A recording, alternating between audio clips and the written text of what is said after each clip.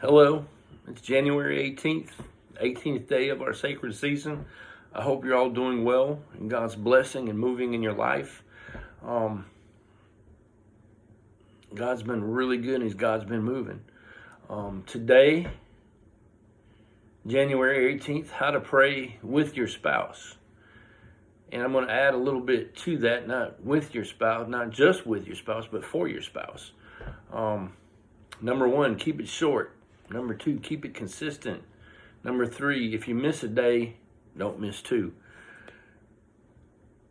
This has been something of a challenge. Me and Tammy, we've been married 34 years, and very rarely do we actually pray with each other. Now we're starting to, since the sacred season started. We're praying at night, even if it's just a short prayer with each other, holding hands.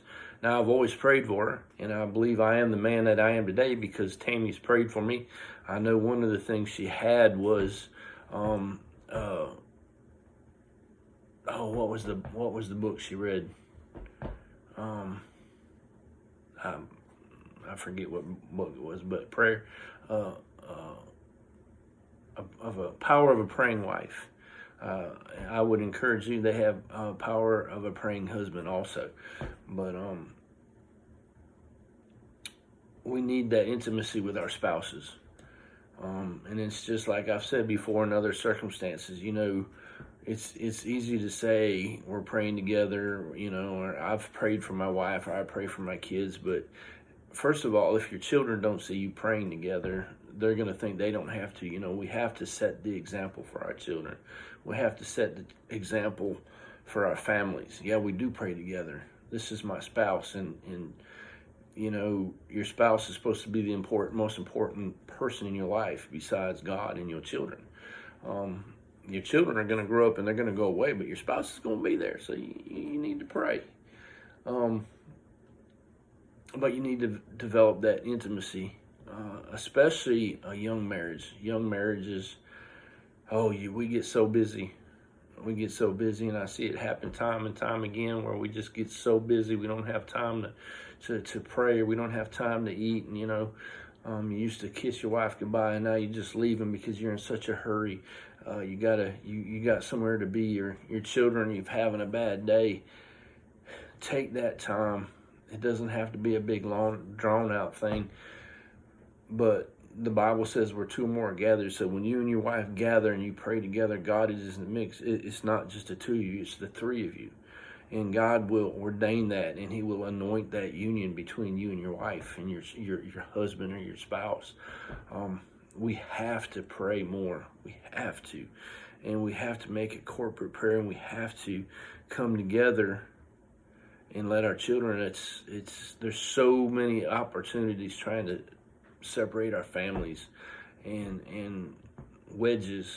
I call it a wedge. That's what's happened probably in almost every family, but I know with me and Tammy, we started going like this.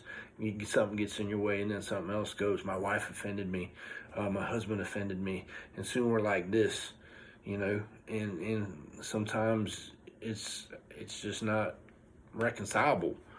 But we have to pray. When you pray, you might have this wedge, but all of a sudden God's going to say, look, it wasn't that big of a deal. Come back together and just refocus, rethink things. It's not as bad. Meet your wife's need. Meet your husband's need. Be a blessing. I've seen so many relationships where your spouse, we take more out on our spouse. Our spouse should be the one person that we uplift and protect with everything. But I know men do that a lot of times. They put everything on the back of their wives. Men, it's time to stand up. Be the man of God I know you are. Women, be the support in the women of God that you're called to be. Be a blessing. Let our children see what true men and women of God are. Have a great day today. Pray for Pastor Allen and Amy. Pray for all of us. But also just pray with your spouse today.